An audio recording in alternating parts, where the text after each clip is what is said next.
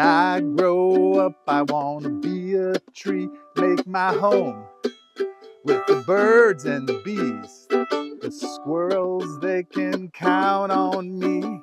When I grow up, I'm gonna be a tree. Think about your roots in the ground. Gonna put my feet in the ground. Keep my clothes till they turn brown.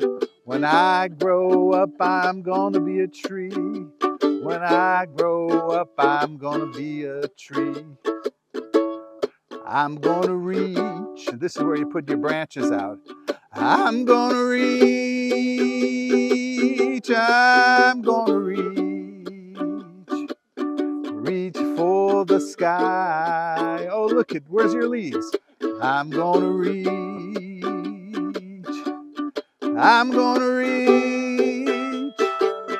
I'm gonna reach till I know why. Ooh, that's tough. When the spring comes up, I'm gonna get real green. If a dog comes by, I'm gonna get real mean. On windy days, I'm gonna bend and lean like the willow. When I grow up, I'm gonna be a tree. If I should fall through storm or thunder, please don't turn me into lumber. I wanna be a mandolin playing a little tune. I'm gonna reach. Put your tree branches out. I'm gonna reach. Call out the tree. I'm gonna reach. Hear it? I didn't hear it. Reach for the sky. I'm gonna reach. I'm gonna reach. I'm gonna reach till I know why. I'm gonna reach till I know why, which means we're gonna keep reaching. Because I don't know why the trees are growing. I'm gonna be a tree.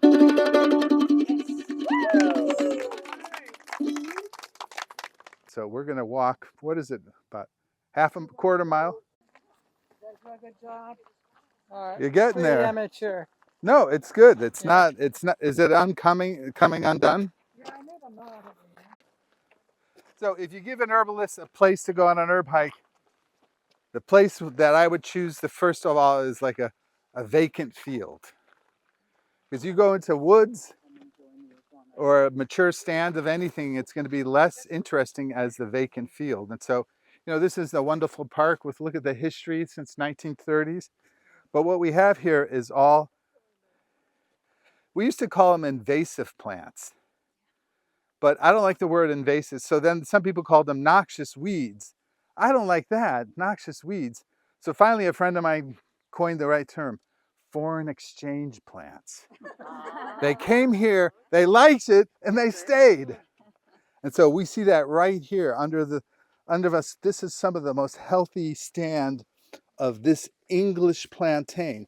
So this is a colonization plant that came over in the boats of the white settlers.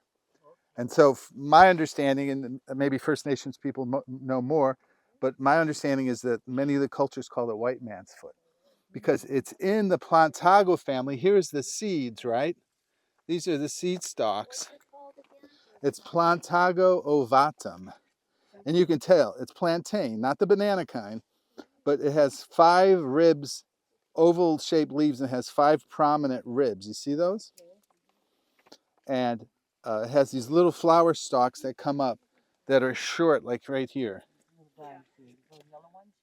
So this is in, nope, right? This is the flower stalk. Oh, okay. So in here, these are seeds, and what these are psyllium seeds. So this is a fiber plant. If you got psyllium seeds for constipation, it's Plantago ovatum. It's just a bigger cultivated variety. But this is a first aid plant, and it grows on the places where you need it. And so I'm going to teach you Herbalist 101 method. I'm going to try to find a really clean one, because there's a certain thing about picking parks here is you have to get out of the dog pee zone. And that's usually depending on the size of the dog where they can reach, you know? Now, pee's not bad because it's not, it's sterile. It's the poop that's bad. But like here under the rock, I think I can take my chances. I haven't seen a dog here yet. Oh, here's the plant. So this is what I'm collecting. So this is what I would call a first aid plant. And so a sting, an insect bite, the best is bee sting. So my daughter was like 4. She was playing at a friend in a grassy field. There's clover. Clover attracts bees. The little kid's friend got stung by a bee. Kid came over crying. You could see a big welt. The bee wasn't there. There wasn't a stinger in it. I said, well, I didn't know this person so well. I said, well, would you be interested in a natural first aid remedy? She said, sure. I said, okay, this is plantain growing right here where the bees were. We're going to make what we call a spit poultice. So I take a leaf. If you want to wash it off, you can be, like if you're afraid of the natural world. But studies show that kids that play in dirt have a healthier immune system. And it's the same for adults. I want a little bit of dirt in my food because that has bacteria from nature seed my gut and can make me healthier. So spit poultice is you take a clean leaf. Let's try 2. All right, chew it up. All right, does anybody have a skin irritation, anything they want? I just got stung by 12 bees, Oh and boy. I got severe, and I'm getting better. I'm on 50 milligrams of prednisone, but I'll try anything. 'Cause All I right. have a wedding tomorrow. All right, here we go. You're okay? You want to do your own Yeah. spit? No, I don't care. Ideally, Saying. ideally the Not person does their own antibacterial. spit, but I don't care. I'm past that. It's been days. does anybody have a Band-Aid, like from a first aid kit? Because that would be I think I ideal. would just smear it on Be Jesus. So what we'll do is just chew it up, and then we put it on there, and this is gonna be like your third eye. And now, if you could just put a piece of tape or a Band-Aid on there and leave it for an hour. That's it. So this is a poultice, and what a poultice is you're breaking the plant cells and you're releasing the juices, and then you're putting it on the skin so that here's the skin, here's the plant. There is no layer but water. There's no air. You're making contact, and what the poultice does is it draws things out and pushes things in. And so there's things called drawing poultices, which is what you want for a bee sting. And this is a good drawing poultice because it's astringent. When you taste it, it's drying. And then there's moistening poultices, which would be like carrots or cucumbers, super slimy. You put that on a hot, irritated condition, and it will soothe and cool. Whereas with stings, it's red and hot. You want to draw that poison out. And so any of these plants, so going back to my story, this little kid was crying. I chewed it. I put it on like, what's your name? Sherry. Sherry. I put it on. By the time, since I put it on, a minute or so, stopped crying. 2 minutes later, she's running around. And I just put a piece of tape over it, like a Band-Aid, and then holds it there. And then when they get home, it falls off or it's dry. And so it's a drawing poultice, and it's really good for infection. I use it hiking on backpacking where you get infected blisters on your back of your feet, but you got to put your shoes on the next day because you're hiking and you've got nothing to do. So we found some. Only where you find it is along the trail, because in the wilderness, again, the reason it follows the trail is it likes this kind of environment. This is not a happy place for plants, but what this does is that in the seeds, and there's no mature ones here yet, but the seeds, plantago, have mucilage and they stick to your shoes, and they're planted by walking. And that's why, because you got to remember from the native perspective, and the natives that are here, First Nation, can help me clarify. But if you think about, in at least the American story of the pilgrims coming in the boats, what was in the bottom of the boats? Ballast. And what was the ballast? It was soil. And what was in the soil? Plants, seeds. And so the plantain, the dandelion, went east to west across the North American continent. Follow the settlers. And this, really, if you're a First Nations culture and all of a sudden new plants show up, it was a big thing, right? The Creator gave you everything you need. All of a sudden, there were new plants coming in. These plants came in, and this, because they have sticky seeds, basil seeds have the same thing. Like you can get basil seed drinks that are very soothing and cooling in the Asian import stores because the basil seeds make like little frog eggs. They have mucilage, and the mucilage is nature's design for keeping it moist. All you need is one little rain, it swells up, and it's enough to sprout and grow. And so you can look, pass this around. I think it smells kind of like pineapples, and it looks maybe a little like a pineapple. How Is do that we the know same thing as what other people would call scentless chamomile? We call it No. imitation chamomile. Yeah. No, there's chamomile. Like unless you plant it, everything that looks like chamomile isn't. And you can mostly go by the taste. The wild chamomiles are super bitter. But this again grows only right here on the edge. Right, see here's the little, I haven't mowed it yet. So what is that good for? Well, you know, it probably has anti-inflammatory properties like all the chamomiles do it. Okay. Um, Is that good for the pineapple leaf? I would use it very similar to what we just did with the poultice. If you didn't have the plantain, I would put the pineapple weed on there. Okay. Because all the plants in the chamomile family have anti-inflammatory. They have this oil called camozoline, which is extremely anti-inflammatory. So to me, that's a nice smell plant. And sometimes when here look. Sometimes when you're camping, you're backpacking. What do you use nice smell plants for? You're hiking. You're like, okay,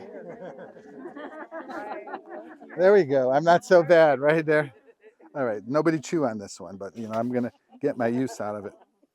But this is a good way to do it. Is you just rub plants and then you go like this, and you just get the smell. And the thing about the smell is it's the quickest way to change your brain, because olfactory immediately changes your mood. I've done enough classes over the years. Sometimes we talk about essential oil, lavenders, and all these oils. I learned that I should talk first and then open them up later, because if you open them up and pass it around, everybody loses control. Once you start smelling things, all these emotions come up, you laugh, maybe you cry. Reminds me of my grandmother, and then you start crying, because smell is so connected to the limbic system, and that's the old reptilian brain. That's the fight or flight. So that's where essential oils are so great for calming people down. Like lavender oil is super popular because you just put a little bit like this in, and like instantly it changes the chemistry of your brain without actually ingesting anything. And that's why when we do herb walks, this is our computer right here, right? First we looks interesting. Then I come up and I smells interesting, and then I taste it. That's the three senses that we really, and now I'm getting the whole thing. If it looks weird or smells weird, I probably won't taste it.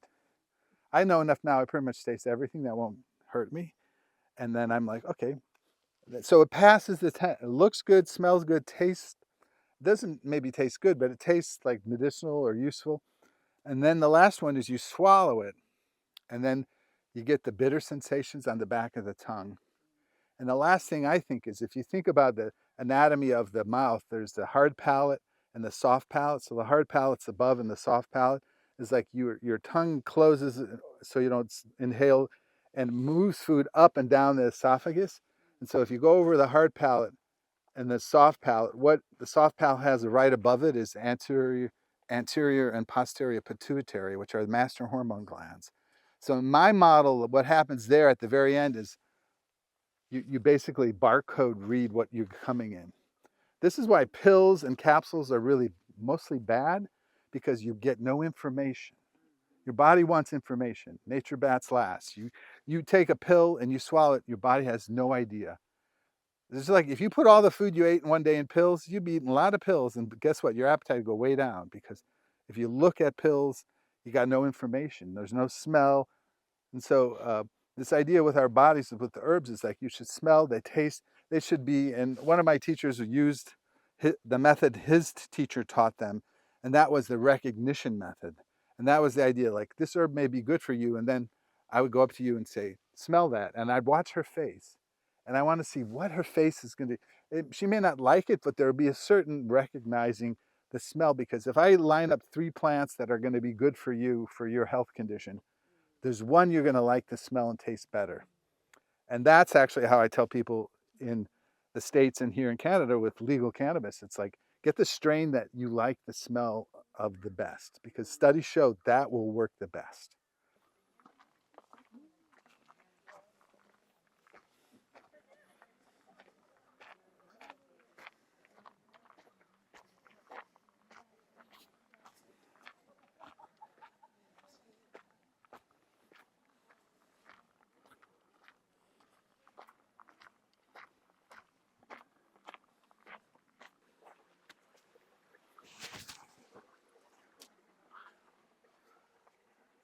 where I can get here.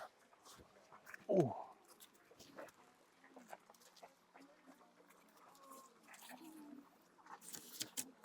So here's our willow tree. This is where we got the bracelets from.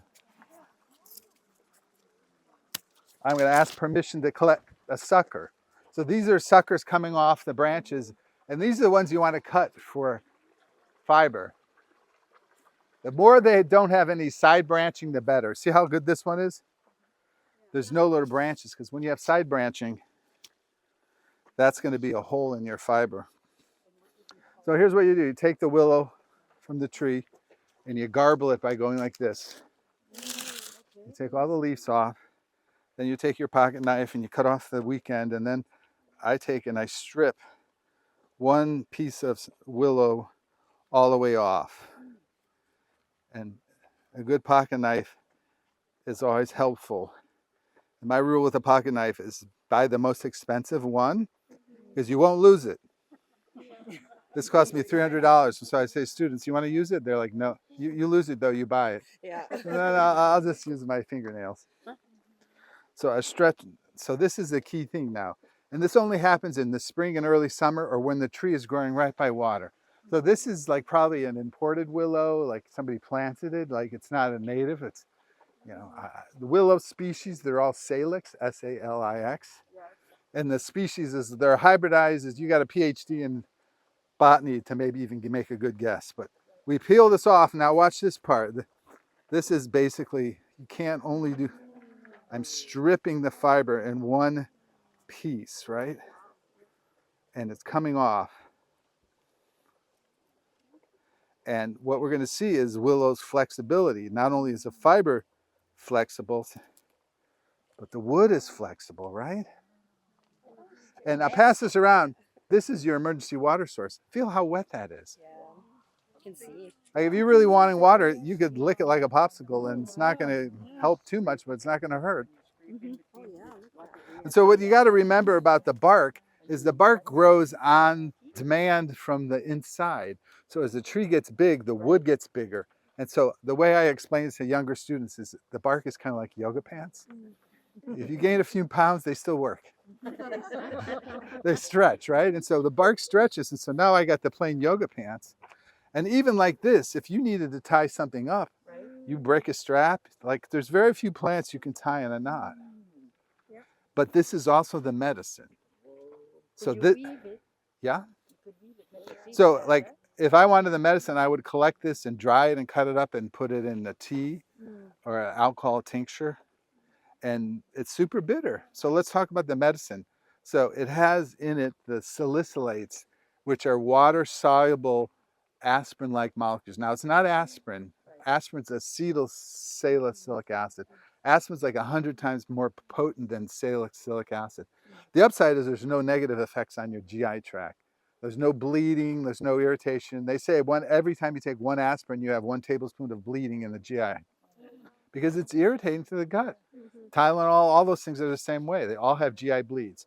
So if you're taking something at reasonable doses all the time, you're going to be up. You know, there's more problems with aspirin than maybe benefits. You know, we can debate that. Does that affect the kidneys then? This does not, because this is complexed with salicin with other natural phenols, and which are antioxidants, and tannins, which are binding agents. The tannins protect the stomach. And so what actually happens is, it's very complicated, but as you swallow the salicylin, it forms salicylic acid, and it's activated in the bloodstream, in the liver and kidneys to break down and to be absorbed into the active ingredient. So as it's formed, it's not that active, but it activates in the blood. And so, again, you could drink a lot of the tea to get therapeutic effect, or now some companies are making it where they assay the levels of salicin so you can get a component of it. So I like the fiber part, but see here the fiber is, if you just wanted to scrape this off with the right knife, see it's a little brittle there. And so the fiber is running like this up and down the branch, and the bark goes like this. And so anytime you have this, it's strength in nature that gives us a strong. And why the bark is so strong? Well, because it's super flexible. If you think of weeping willow, you know, like And so this is great as a bitter tonic. So we're going to be making today a tea that we're going to have. And so we're going to start by showing you the whipper. No, I don't. So this is my whipper, and I put in here some tea already. And so we're going to pick things that are medicinal. Oh, I put some cherry juice in there too. So what I'm going to do is I'm going to chop some of the herbs and I'm going to extract it. And at the end, we're going to taste it. So I'm going to put some, oh, that's pretty good. So what I'm going to do is try to chop this up. Now, willow is super tough. And so unless you have really good clippers, these are not really good clippers, Susanna, but we're just going to put it in there. He dulls them? All right, so the other thing we had was the plantago. And what I like about this, does anybody find me a clean one over there? Do you want to get one of the big ones up there? Oh yeah, let's get one of the big ones. So we're going to put things that are edible and medicinal and put them in here, and we're going to extract them, and we're going to pressurize this with laughing gas. Why laughing gas? Because it's pretty damn fun. I mean, it's nitrous oxide. I mean, why is it called laughing gas if it isn't fun? I've got a question. So any willow tree works? Yes. They're all going to be different, but generally what you want is the new growth. Like if you were to go and harvest this, there's going to be nothing in here because it's just outer bark. That's like your clothes. You want the blood. You want the living part, which is right next to the wood.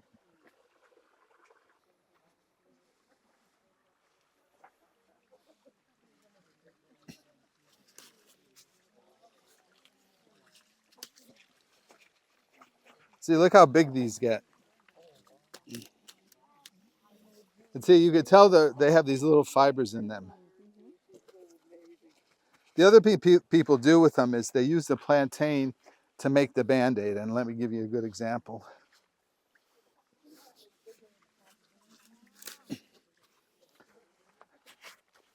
So say I had a problem with my hand and I made a poultice, then we take this and then we use it to wrap around, see, because it has its natural.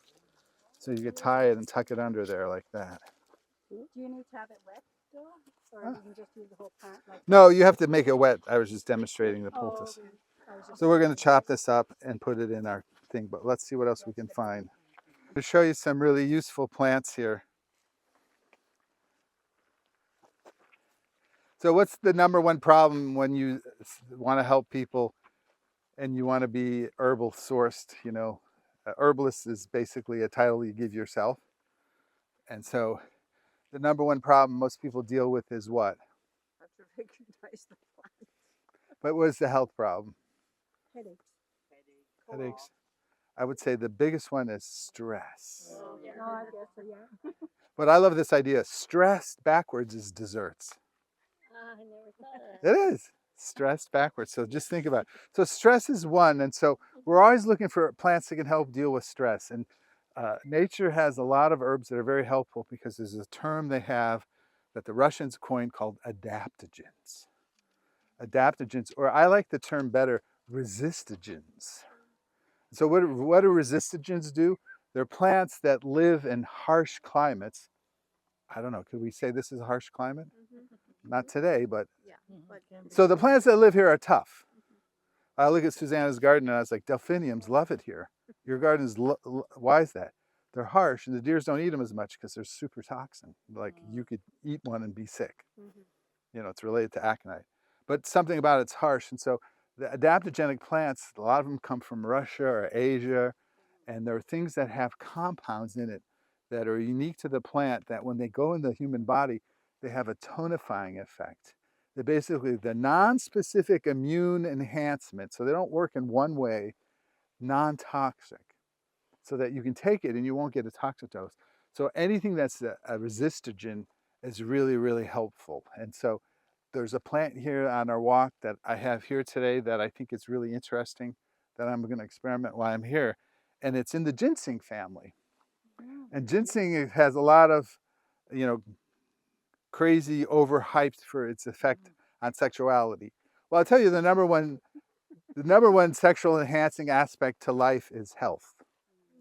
Because the first thing goes with sexuality is not feeling well. I got a headache. Well, that's a problem, for that kind of energy. And so the idea is like ginseng is a tonic to the system. It's a resistogen. It can help balance stress hormones. And if you're feeling healthy, you're going to feel more sexual. That's just part of it. So when I in practice would try to people who had reproductive problems, usually men, I'd be like, you got to deal with stress. That's the problem. Stress leads to, and fertility issues, it's all about stress for men and women. Men have record low levels of fertility because of the stress and the chemicals in the environment. Same thing for women. And so this is our plant right here. And you got to look carefully because there's poison ivy out here and they look similar. And this is a beginning mistake. Poison ivy for anything, a tea, a toilet paper, it's a bad idea. So we will identify that as soon as we see it. But here is our native ginseng family. Now it's not ginseng, but it's Aurelia nudicaulis. And it's this little plant right here. Unfortunately, it rained here this week and the soil is still really moist under here. So what I'm going to do is I'm just going to dull my knife.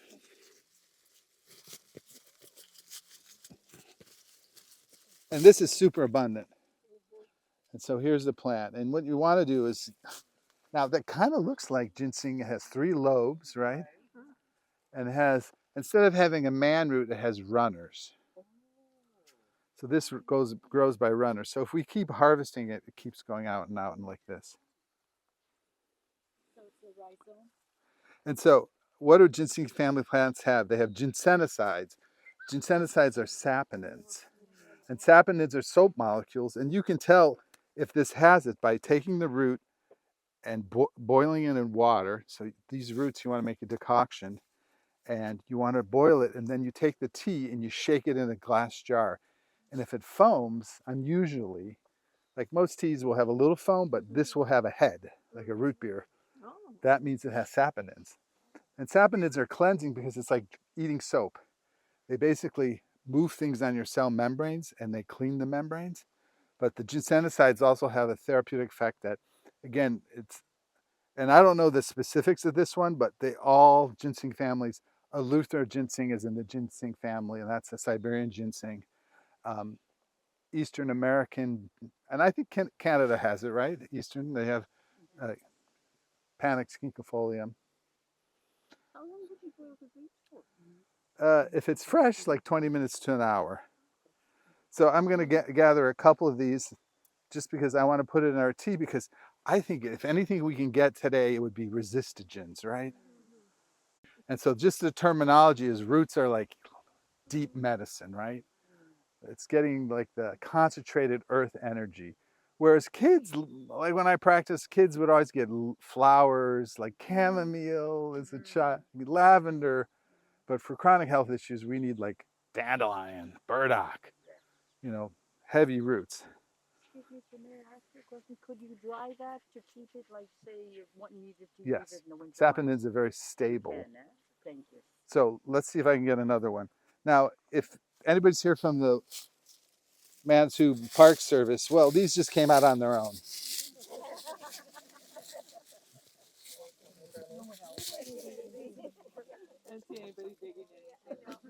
What is the name of this plant? It's called Aurelia nudicaulis. I believe the species may be.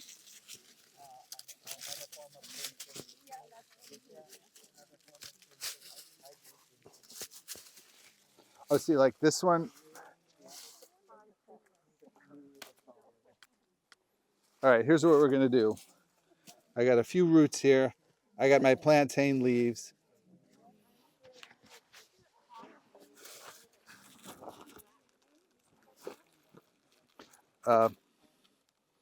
Somebody look it up in the book. This is one of the books for the area.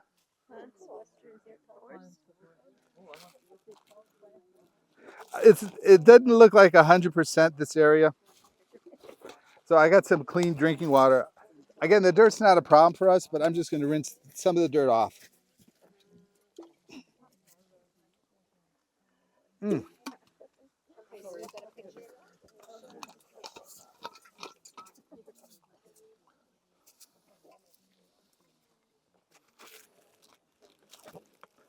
So here's what I got.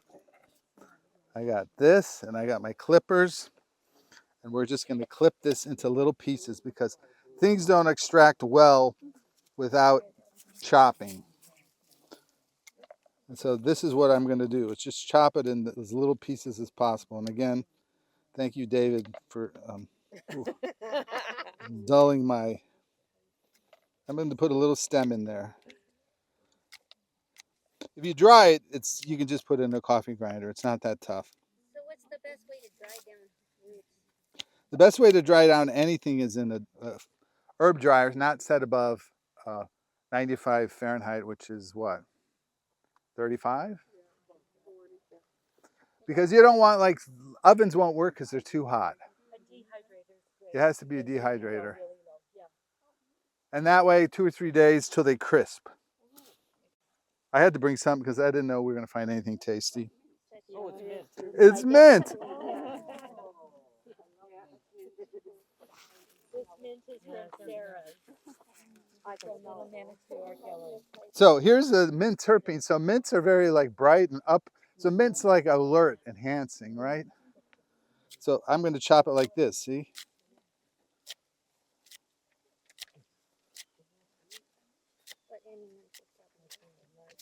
So there's two kinds of mints that are useful. There's peppermint and spearmint. Everything else is worthless. So if you have orange mint or whatever, like, just dig it up.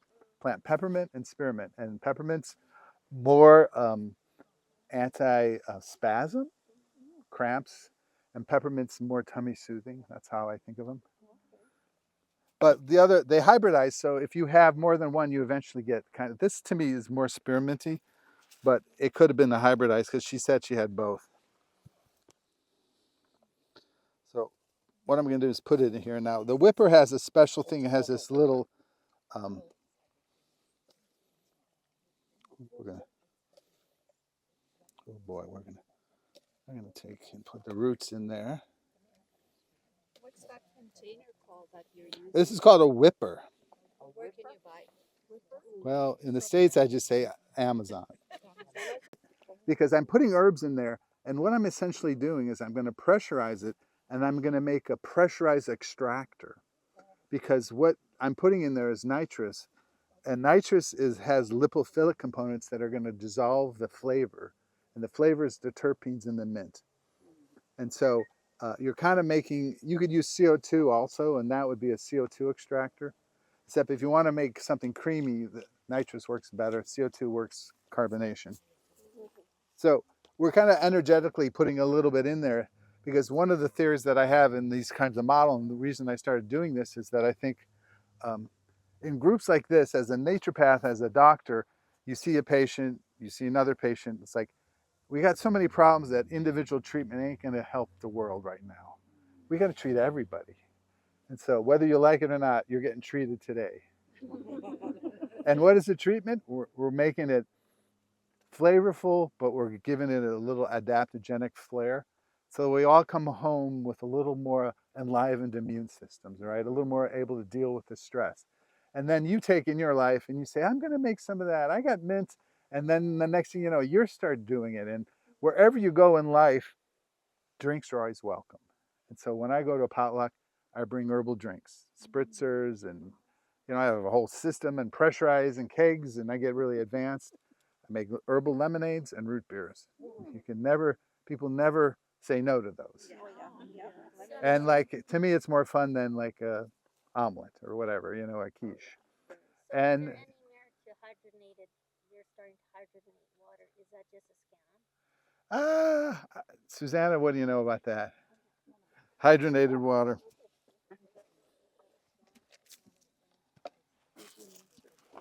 All right. This one has holy basil, which is my favorite. Yes.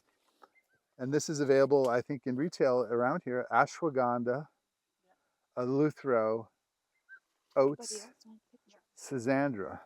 So just put a drop on your palm and it'll be delicious. So this is how I do. I drop it here because I don't want to lick my palm, but I'll lick the back of my hand.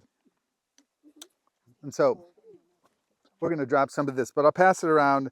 And if you're good with finding where your mouth is, you can go like that, but everybody's good like that. See? Just lick it. Yeah, just take it in over. Tasty. Is it bad?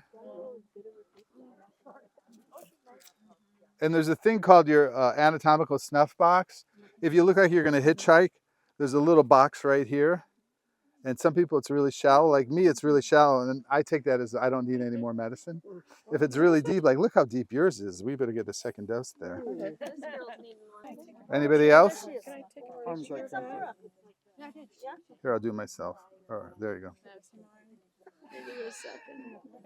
All right, here. We'll pass it around to your heart's content. Just save a little for us. All right. Here's poison ivy. Look at the difference. It's a little more shiny, and bigger. And see, it's like leaflets of 3, whereas the other has 3 leaflets, but they're sub-leaflets. There's other. This one just has 3 leaves. And the thing about it is, can be a herb, it can be a shrub, it can be a vine, And it can be itchy. and it has. So how do you, if you get to poison ivy, how do you treat poison ivy? Yeah. I'm showing you. Can you point to that again? I guess with a poultice. No, the best way to treat poison ivy is don't go home and take a hot shower. That spreads it all over. You got to remember the active ingredient is fat soluble. It's a resiny compound that doesn't wash off easily. So if you wash off, go home, take a cold shower with soap over the area. What the loggers all did in the West where I'm from, in Oregon, they used an alcohol solution, because rubbing alcohol on the affected area will dilute it, then take a shower. And most people get it from pets, because dogs don't care. They run in, and then you pet the dog and get on your hands, and then you touch everything. And then if you're sensitive, it starts. But you know, it is a medicine that we use in homeopathy where it's diluted, and it's used for rusty joints, like an old hinged gate. When you more movement, the better it is. But I wouldn't use the herbal form. The homeopathic is really diluted. So that one, okay, here is our, this is your Saskatoon berry. I heard it's a horrible year, right? So do you see any berries on this? So Saskatoon berry is, we get them, they're mostly dry and pulpy. Up here, they get fairly moist, and it's a great source of the purple pigments. All fruits that are purple, are there some up there? Yeah. Pass it around. Oh, wow. Where is it? Right there. One berry. Yeah. Oh dear. We'll pass it All right. So we often find wild huckleberries. And so what's the difference between a wild huckleberry and a cultivated blueberry? Well, the difference is in pigments. And so what you want in any berry, this could be a blackberry, this could be an elderberry. We're going to wipe it up. We're going to clean it up because it's ready for its little day in the sun, right? So look how beautiful black that is. So the more medicinal, the more purple black. And so here's how we're going to test for medicinal action. I'm going to squeeze it, and we can see that the inside is all purple. Yeah. That's a huckleberry, which is a wild blueberry. If you squeeze blueberries, they're green on the inside. And so the only medicinal part of the blueberry is the skin. The rest is just a seed transportation system that goes through your digestive tract and gets planted in waste products and can grow more. Unfortunately, it doesn't help with septic tanks or anything. Elderberries are the same way. This is very medicinal because that juice is all the pigments. And what are the pigments? They're called anthocyanin glycosides. They're all the same in any purple plant, and they're stabilized by acid. So whenever you use fruits, you should always add lemon. Because if you add lemon, why is lemon in blueberry jam or blackberry jam? It's not for flavor. It's only for acid. Because if you lower the pH, these turn very reddish purple. If you raise the pH, they turn blue. So try that with something that you make tea of and put acid in, lemon juice, and turns red, and then put baking soda and it turns blue. And that's pH sensitive color change. And so what we know about these is the reason plants have these is that if you look at the leaf doesn't care about the sun. Why is that? The leaf is making food. The chlorophyll takes the sun's energy and breaks it down and passes along and makes sugar and water and oxygen. So leaves don't get damaged by the sun, but everything else does. And sunscreen for nature is anthocyanin pigments. The darker the fruit, the heavier the sunscreen. Red fruits less, purple fruits more, black fruits the highest. And so any black fruit that's edible, like blackberries, is one of the highest antioxidants because these pigments reduce the damaging aspect of the sun, so there's no free radicals. So when we take those in, they have somewhat similar effect. And there's a lot of research on how they work because they don't just get absorbed, but they also affect cell membranes and trigger things. And so fruits with a high antioxidant are basically nature's sunscreen. And they've done really good studies. People have the highest antioxidants, they don't burn because the sunscreen's on the inside. And here's the drama about sunscreen is that we evolved with the sun. We need the sun. More of us are dying from lack of sun than sun exposure. So the basic idea is only wear sunscreen when you're out in the sun all day. But the first hour or two of the day, don't wear sunscreen. You need, especially in a climate like this where you don't get a lot of sun, especially in the winter. You want to get some sun. And I think the recommendations in the future are like the vitamin D has so many hormone-like effects that the basic idea that probably the risk is worth it to get sun on our skin versus sunscreen. Now, if you go to dermatologists, they're all about the sunscreen because all they see is the product. And we don't know if it's like, think about the farmers that we're here for. Did they have skin cancer? They're out in the fields all day. No, but they did. But like, the idea is a direct cause? There's so many other factors. We can't say it's that simple. If you wear sunscreen, you won't get melanoma. I'm trying to go to about 3.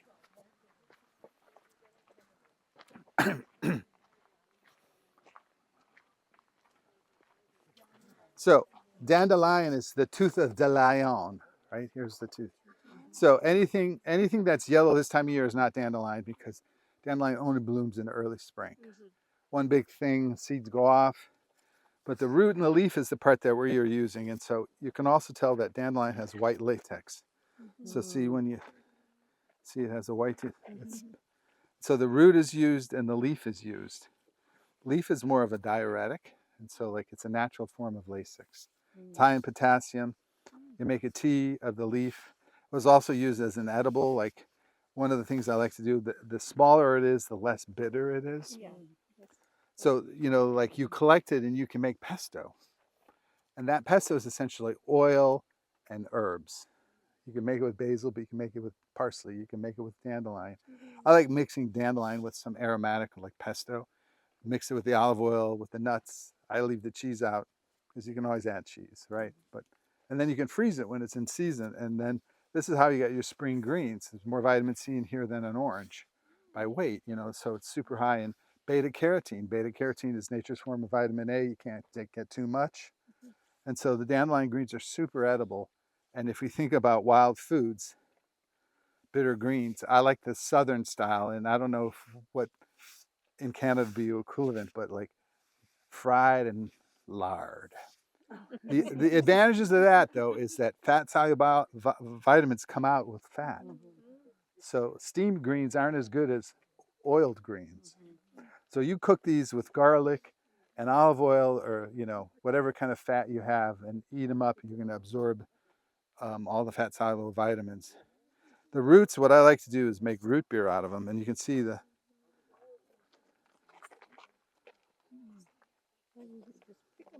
So what I like to do is pick them, and I'm going to pick them from Susanna's garden, and I'm going to roast them on the grill, toast them, and burn them. And then when they're burned, herbs don't burn until they're dry. And so if you roast them and you keep spinning them, they would dry out on the, like I just put them on top of the grill. You try not to let the roots fall through, so you might need one of those vegetable plates, and you burn them. So at this farm I went to where they have an herb conference every year. Every year I make the drinks, and so we went out in the fields with a few students and we picked the dandelion, and then we put them on the grill and we burned them. Then we decocted them, which is boiled them in hot water with a few other herbs, and we made root beer. And this was our main root, because if you think of root beer, there's no roots in it. I went to a store, had 100 kinds of root beer. Nothing was real. It's all fake root beer. And so I get that this one and that flavor, but it's fake flavors, fake sugar, corn syrup, fake colorings, caramel.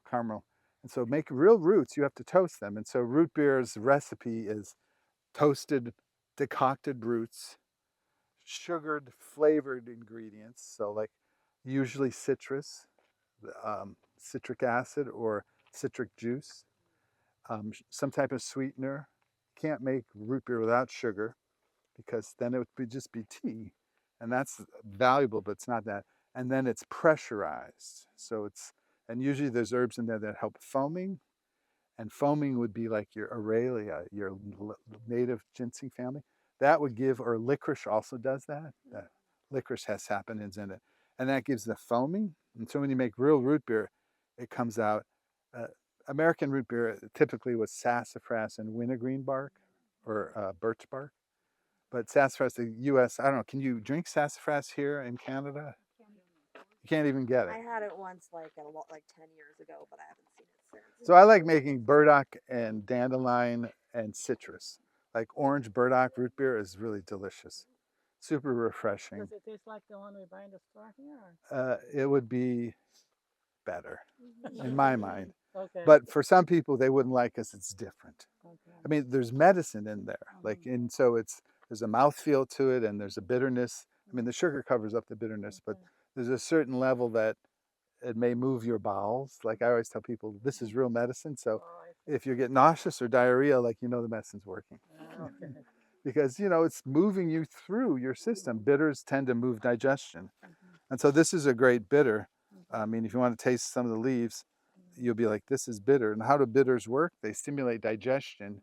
They stimulate the vagus nerve. They make acid. And, a lot of people say that I got heartburn, I got too much acid. Well, the reality is they likely have too little acid, but you need bicarbonate. So if you think about the model that I like to explain to patients is you need acid on top and bicarbonate below. And bicarbonate is basic, and that's why your stomach doesn't digest itself. And so if you're under stress, what happens is acid might be the same or more, but bicarbonate is low, because that's the parasympathetic model of relaxing and eating. If you light a candle, this is my techniques for having a relaxing meal, is light a candle and don't use spoon or spork, use chopsticks, because it slows you down. You're like, have peas in a chopstick and you'll go really slow. You saw how it was made. Unless you have one of these whippers. Cool. I got All right, it's working. You can make your own with a whipper. Put water in there, drop a thing of peppermint oil in there, put tea in there, and pressurize it and make your own CO2 water. All right, we got to make a little more progress here. There are two Glen Nagels. Which one is the first one? Or? No, neither one. Yeah. One N and L-E-L. Sorry. Oh yeah, here's our wild native hazelnut. Yeah. So I see one there. here we go. Look at. I just planted 6 hazel. There's a few on there. Now, rarely do you see any nuts because the squirrels love them. The other thing is, let's see what it looks like if we cut it open. It's still pretty damn hard. Yeah, it's not ready. Coriolis. The other thing I found is the fuzz is very, very irritating. It goes into your skin. So commercially, I don't know how they do that with machines and roll it. Because don't they shake the trees? And in Oregon, we grow more hazelnuts than anybody, and there's whole farms of hazelnut. And I think like olives, they go and shake the tree onto mats, and the nuts fall down, and then they have some process where they whip them. The hazelnuts that we buy in Saskatchewan come from Oregon. They do. They do.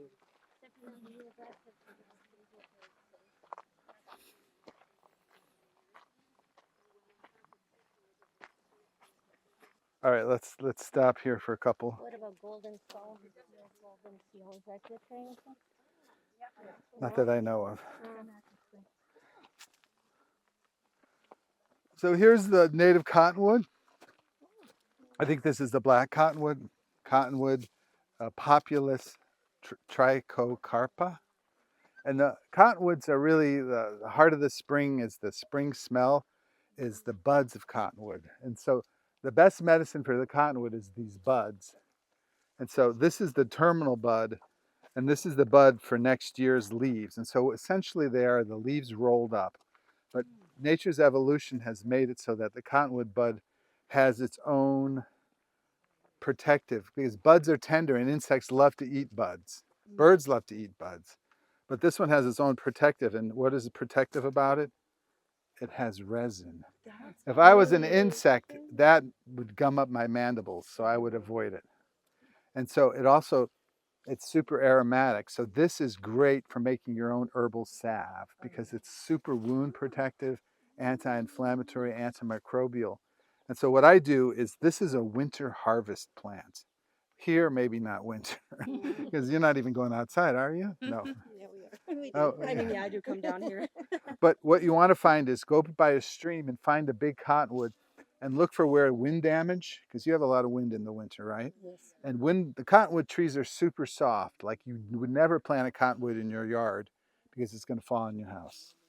Because they grow fast, but the wood is very weak. In fact, that's what natives used in my area to carve out canoes, was the cottonwood, because it's soft enough that you could, with primitive tools, carve it out. And drums were also carved out of it.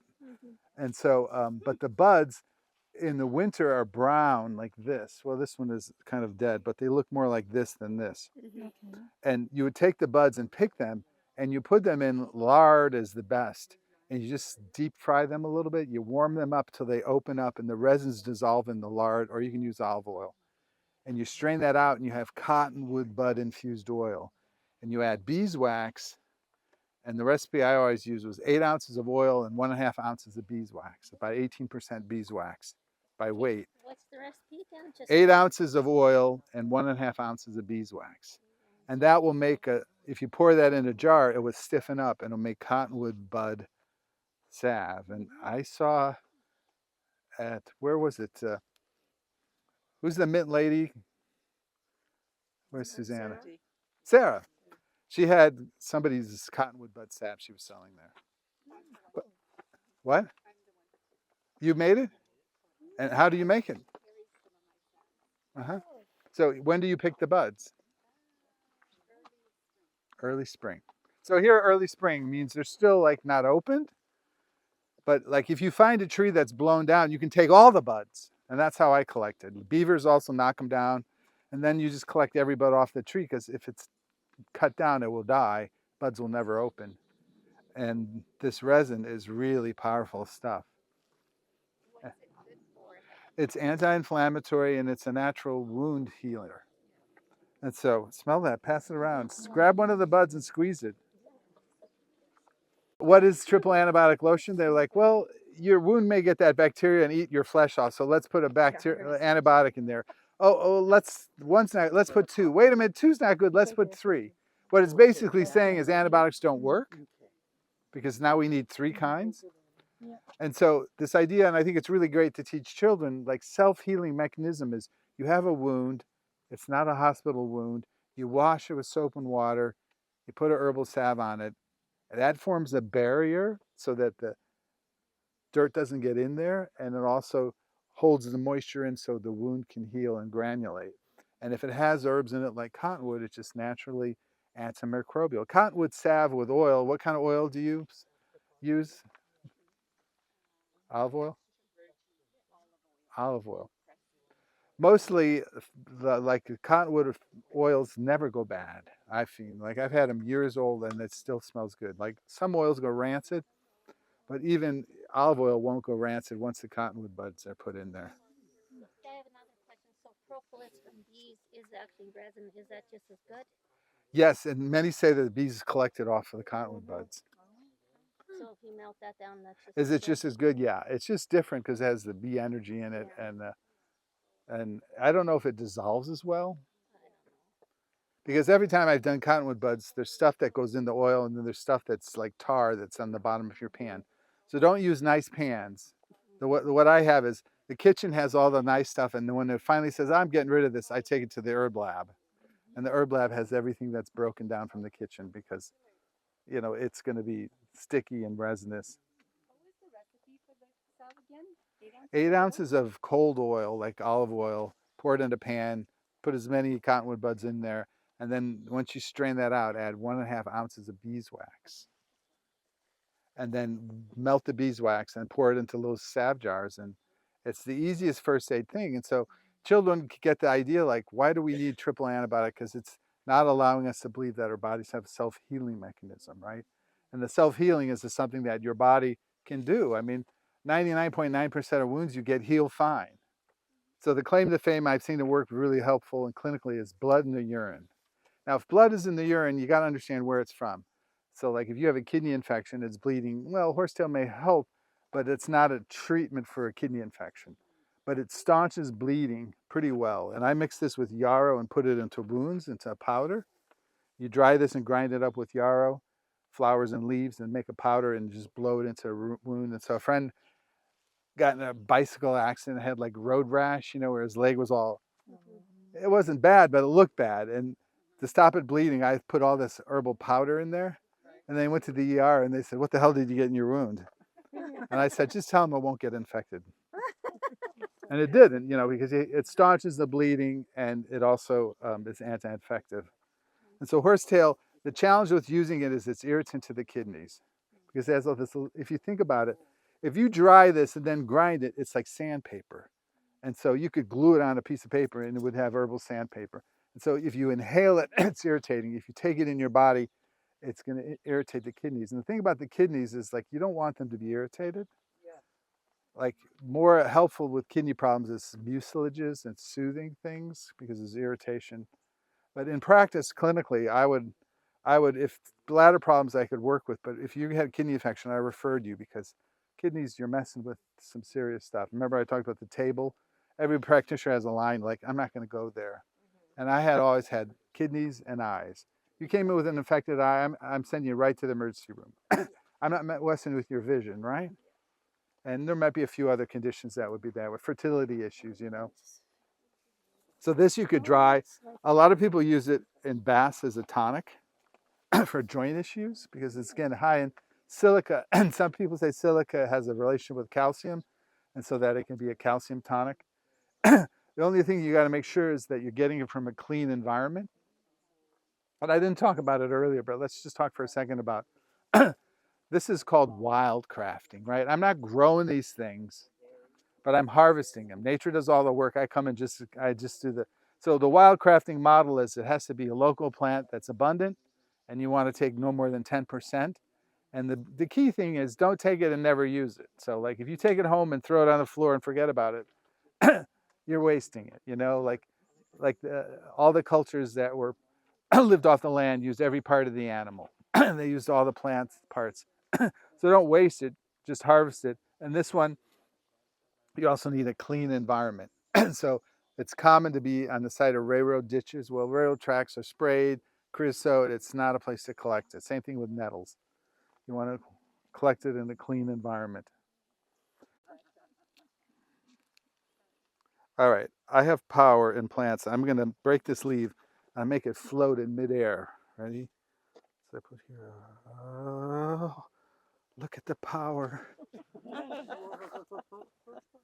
So that's the identifying characteristics of all dogwoods have these fine little threads. See them? They're super fine between these and they stretch. Oh, yes, okay. So does this look familiar? These berries turn bright red. Oh, those are pictures. No, they're No, Oh, the cranberries. Yeah. Oh, is this these are high bush cranberries. So high bush cranberry, now I looked in the guides here, they're viburnum, and the part, it's long used in herbal medicine high bush cranberries. Viburnum opulus is the high bush, and then there's a lower bush, but they probably are all interchangeable. High bush cranberry is called cramp bark. So it's like the menstrual cramp remedy. So menstrual cramps, problematic, usually dietary issues, essential acid deficiencies, but it's really great to have a remedy. And so historically, what I always liked using was cramp bark and valerian. And I would make a tincture of 50% alcohol, like a vodka, and that dried cramp bark root. So it's the root of this plant, but I would also use the stem. And I wouldn't use the leaves or the berries, not that they're toxic, just the medicine's more in the bark. And mix it equal parts with valerian. And valerian's a sedative, an anti-pain remedy, it's antispasmodic. And that's what I'd used in practice, just giving people teaspoon doses till they were improved in the office. Because in dealing with pain, you want to see people improve before they leave. In the medical model, go get the pharmacy, get this, see if it helps. Well, in naturopathic medicine, and Amy, you would agree, right? Like they got to be better when they're leaving, right? Yeah. If you're not better, then we're going to try something else. Like there's a lot of remedies that work really quickly. And this is where tinctures work really good because the alcohol model, they dissolve the active constituents and tinctures get driven into the bloodstream really fast. And so here's the thing about ethanol, like 50% ethanol, it extracts the components from the bark.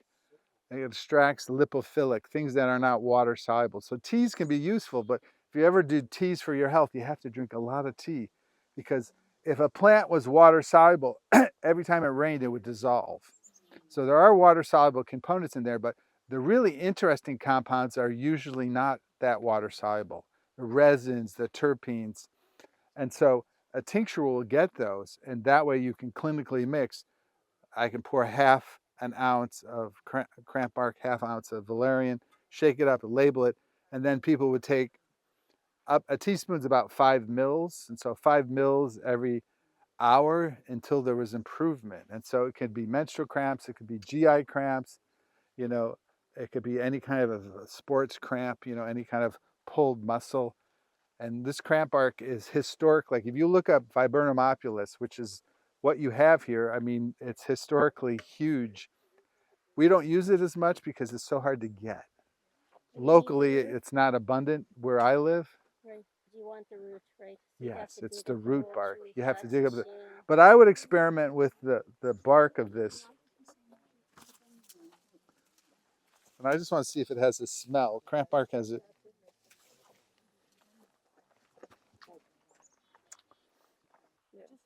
Let's talk a little bit about the goldenrod. Snake bite remedy. And what was a snake bite remedy? That's a remedy that would kill you if you didn't have it, right? So snake bite from like a rattlesnake, depending on where you got it, was pre-Western medicine was life-threatening, especially if it was on the torso or something major organs. And so snake bite remedy, echinacea, was used by chewing the root and applying it as a spit poultice and then drinking the tea of the root.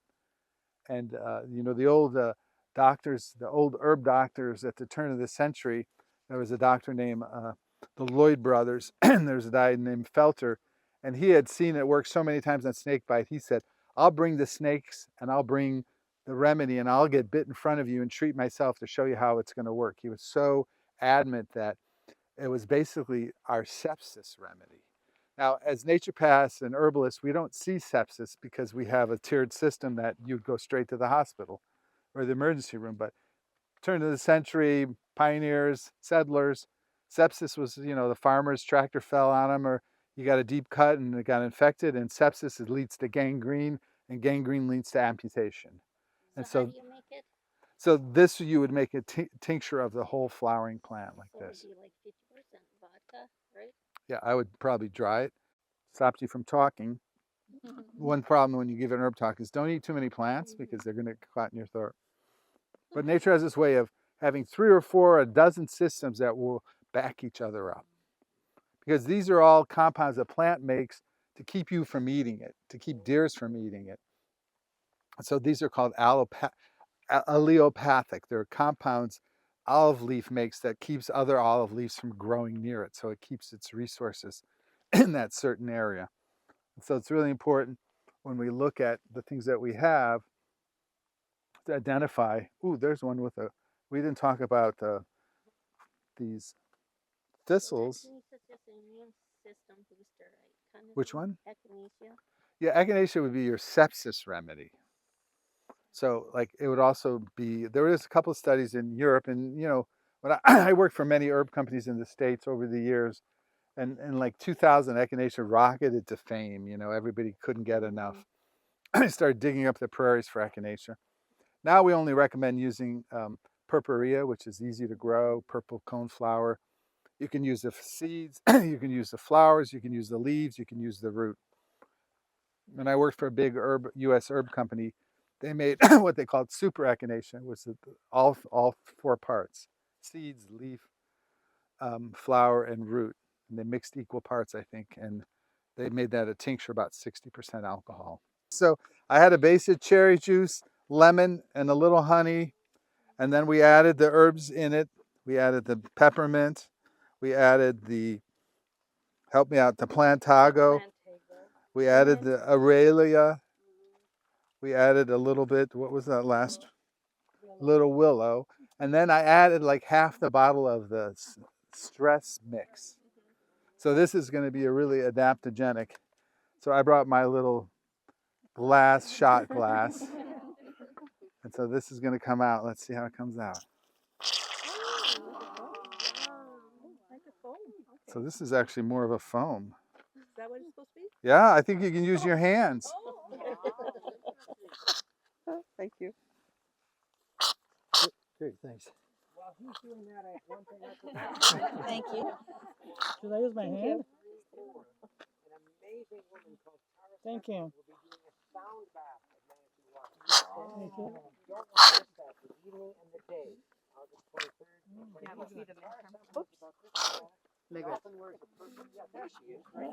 Thank you.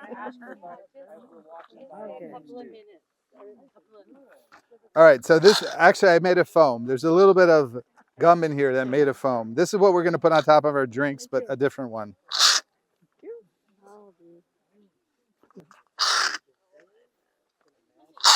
Whoa! Happy to see me, David, huh? All right, ready? Salute to our health, to our community, and our wellness, and to the natural world, which provides us all these amazing remedies. And so the way to do the foam is no sipping, it's just slurp. Ready? All right, well, I'm going to just do this. Mm. Finger food. Yeah, there you go. Mm. You get the mint, you get a little bit of the bitter. Definitely. Yes. All right, you want to see? Here we go. Abracadabra.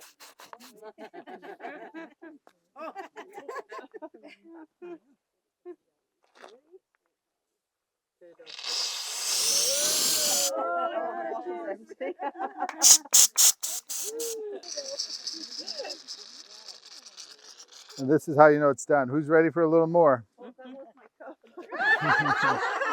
Oh boy. Oh boy. And what you also want to do, foam, is you want to thank the natural world. Thanks all the plants. Thank you. All right, let's look at what's left. So you got all the pressure out. We can unscrew it. So on Amazon. And so this is the thing that you have to have. This is the extraction kit. Okay. So see, this has holes so I can extract. Because if I didn't have that, all this material would get jammed into the, Right. and then it would clog up, and then you would never be able to open it. And then you'd have to just leave it alone for years.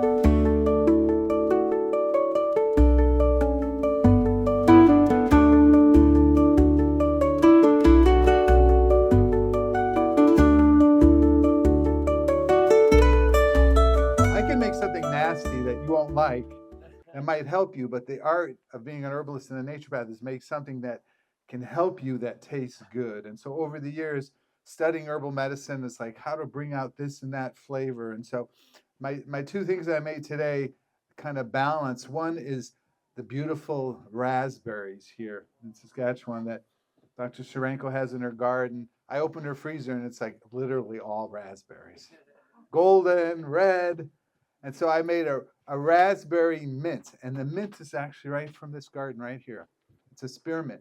So I made a spearmint tea, and I mixed it with raspberries, and I add lemon juice and some sugar, and so then I add bubbly water, and it makes a lively spritzer fruit tart refreshing. Because we love fruit, the tart fruits especially, they're so refreshing because they're sour, and the sour gives us coolness and gives us moistures, and moisturizes our mouth and our digestive tract. And so if you're going to try both, start with the light and then go to the dark. And then the dark one is root beer. Well, I've had a crusade about root beer because if you buy root beer, there's no roots. I mean, it's artificial everything and corn syrup and it's bastardized. And so I want to bring back real root beer. And so last night when I was finishing making this root beer, I probably had wet 8-10 pounds of dried dandelion. And so I picked the dandelion roots from Dr. Sharenko's garden. She's happy to let me pick up the weeds. And I cut off the roots and I washed them and I put it on the grill after we made dinner. And I grilled them till they're black. I toasted them, I dried them, and then I put the greens on top of that, and I let the greens wilt down and brown a little bit. Then I put some other herbs. So it's an immune tonic, root beer. It's got astragalus, Chinese herb in there. It's got fennel. It's got orange. It's got lemon. And then it's served with vanilla ice cream because who doesn't like a root beer float? Now, if you don't like root beer, one of the people said, I don't like root beer. I said, well, this is the most un-root beer-like root beer you've ever had because it doesn't taste like commercial. It's low in sugar. It's about 5% sugar. You put the ice cream in there, it gets much higher. But the root's about the ability for us to really get to the root of the problem. You know, dandelion is such a great worldwide medicine because the roots go down, and then the Chinese say that it pulls off excessive heat. So it's anti-inflammatory. It supports liver health. And so there's enough medicine in one glass. I wouldn't drink more than two just because it is medicine and there aren't very many side effects. But, you know, if you're not used to like real food, it could cause movement downward. I don't have to be any more particular. Movement downward, running for a bathroom. But that's cleansing, that's good. And so the root beers fundamentally, you know, there's an American tradition from root beer, which traditionally is sassafras root bark, which is an Appalachian tree, and birch bark, which has wintergreen. The FDA, which is our version of Health Canada, has banned sassafras internally because it has carcinogens. Well, you know, if you know life, there's carcinogens in everything we eat. It's all about balancing them with less. And so I make it with the dandelion, with burdock and other roots, and root beers is going to be toasted. So there's a medicinal dose of roots in there. It also has a little raspberries in there, so it has the local flavor. So this is right out of Dr. Sharenko's garden over on John Street. And so we're offering them there for a donation of $5. If you want to go to the dark side and put alcohol in there, she'll sell you a shot to put in there, and you can upscale it. And so those are my two drinks I'm offering to the community. And if you want to look at the menu and come over, you can. But I'm so excited to offer, and musicians drink free. Thank you. So please come over and I'll make you either one you want. Raspberry and mint. Yes. All right. Oh, I also have foam. And the foam, I need another hour to talk about the foam, but it's a coconut fluff with coconut and a little bit of sugar and mint. And so it's a minty top. And so it looks like whipped cream, but it's made with coconut, so it's dairy free. And it's a little more flavor than just plain whipped cream, which I love. So please come over, enjoy some of the Herbal Wise Guy creations. And you know, I love that now I'm an international herbalist. My mother loved it when I said I was going to be an herbalist. She was like, "Oh my God, how did I fail?" No, Mom, that's not that herb. So what we call it now is botanical medicine, because most of the herbalists around here, they just know one herb, man. Hey, do you have that herb? Yeah, you know, but what about all the other plants? That's botanical medicine. So the root beer is a true botanical medicine. They drank it in the spring as a tonic to get your digestive tract going. You know, if you ate dried food all winter, you want to like go to the bathroom a little bit more. You want to flush out the sweat, right? So thank you again for being here.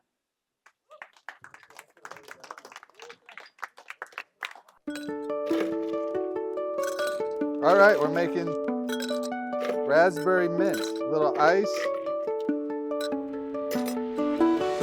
So this is it. This is tart cherry, little raspberry, lemon juice, and mint tea. Little ice. We're gonna put that as the base.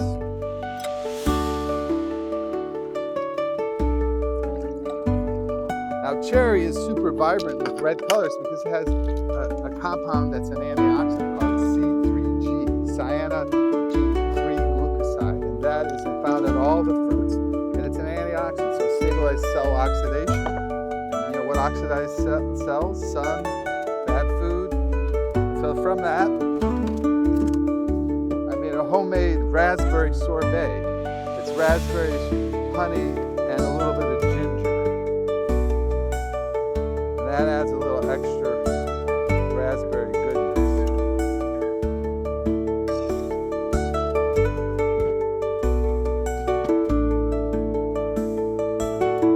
Then we're just going to add a little bubbly water to top it off. And we're going to put a little zest of orange in there.